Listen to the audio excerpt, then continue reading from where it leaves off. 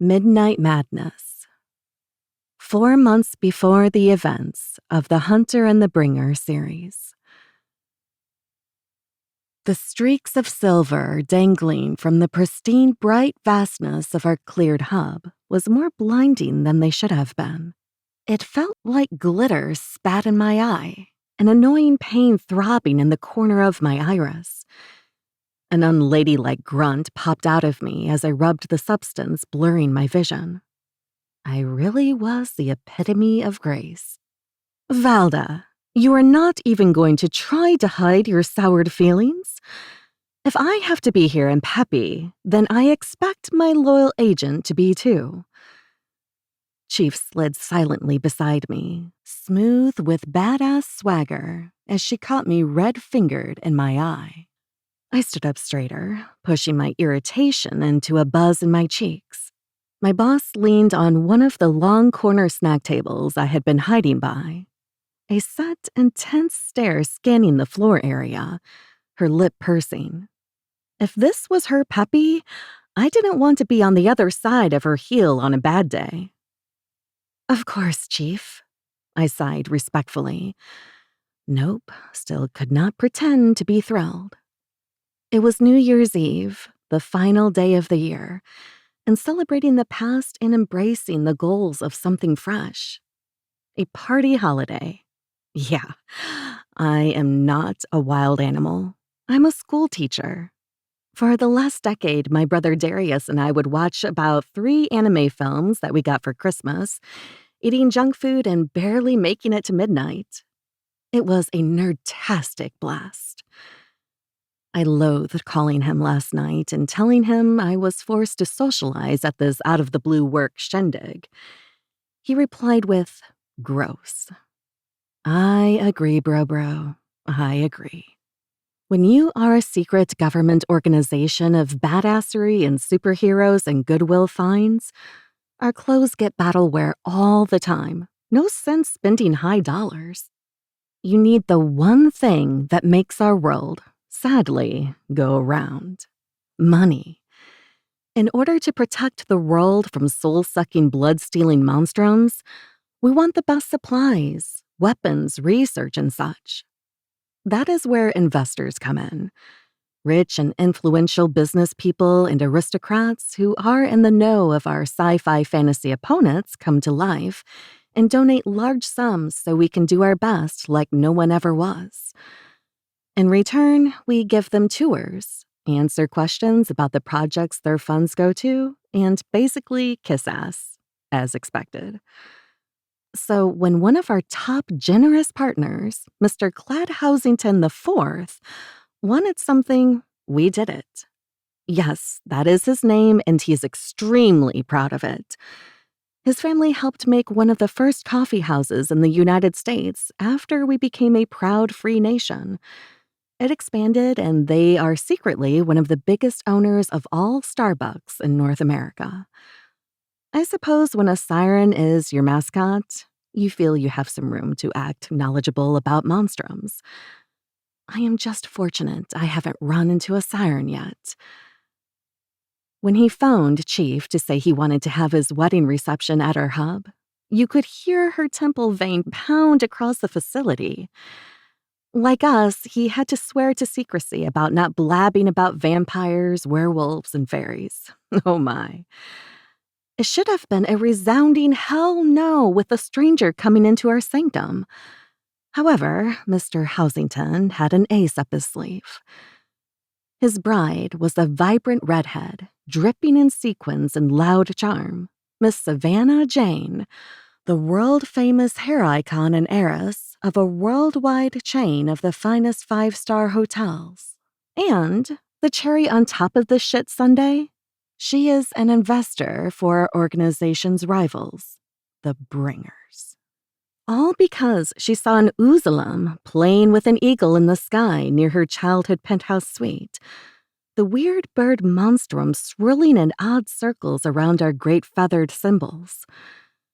Mr. Stillman, the one who runs the Missouri Bringers, had no issues with their holy union, believing in love. The couple is fine, too, that they both sponsor different belief systems for dealing with creatures that manifested from the darkness. They thought their dissimilar interests were cute. Blah. So, Mr. Housington asked if we could have their secret reception, just him and his bride, at the Missouri Hunters Base. Ours is closer to their Bon Terra scuba diving in the mines, their first honeymoon spot. Lucky us. They did not want the press, their snooty friends, or family to be involved, just to embrace in each other's arms. Only them and both our state's organization team to act as classy dressed bodyguards. Let us get out a party blower. Happy fucking New Year. Chief and I both sighed in sync, our shoulders sinking as the bride in the custom-made and tailored silk dress that had sequins made out of actual diamonds cackled and snorted like Fran Fine from The Nanny, mixed with a hyena from The Lion King. Her hem and strap cuffs covered in rubies the size of thumbnails winked in time with streamers and lanterns adorning the ceiling. I was stunned that the large bombastic smile on her face did not break her two perfect high cheekbones. Her new husband twirled her in wild motions, them crashing into each other during "My Heart Will Go On." Chief and I arched our brows, and I saw my matching forehead crease in her dark brown eyes. The lack of rhythm and poise was getting under our disciplined skin. She shook her head, her flawless high ponytail swaying in displeasure. Better go mingle and make sure everyone is getting along. How exciting. She stood tall, intimidating as all get out in her classic black blazer and matching business skirt, and 5'3" stature. I saluted properly. Yes, Chief. Let me know what I need to do. Her finger jabbed my chest, making me jump slightly in surprise. Do something other than being a wallflower. The hunters and the bringers both here are to be on guard, but be the honored guests of this New Year's celebration of supposed bliss. On paperwork. That is all I am asking you to do tonight. Actually, I am demanding it as your superior. She pulled her glasses down to stare at me, making goosebumps run up my bare arms. You want me to give off the illusion I'm partying? We're all stuck in this hell together tonight. May as well try to enjoy part of the ride. With that, she clicked off, checking in with her staff effortlessly. Huffing, I threw my head back, staring at the white nothingness of the hub above me. I'd rather ride a giant lava snail while munching on mustard, plum, and oyster donuts. With that pleasant daydream guiding me to a clearly better mental state, I peeled myself off the table, almost taking the green-striped tablecloth with me. Stupid klutz moment. Damn, lamb chop. Forced out of your nerd hole, and you try to deface our $3.99 Dollar General tablecloth.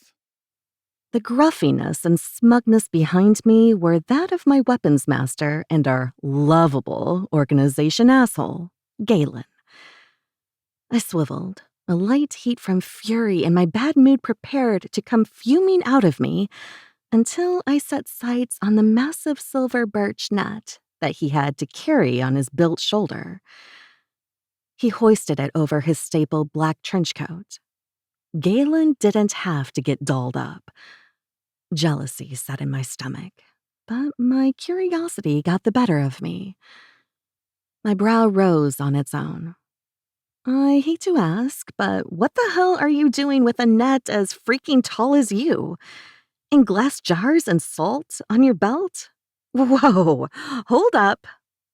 My hands went to the dark blue fabric sticking out of his pocket at a lightning speed I could tell shocked my sensei. A rare sight. Oh, my God. I can't believe it. Why the hell do you have a fairy flag of all things? A slight burning blazed in his cheeks, Another oddity, Yeah, I know. he mumbled in his grumbling, annoyed tone.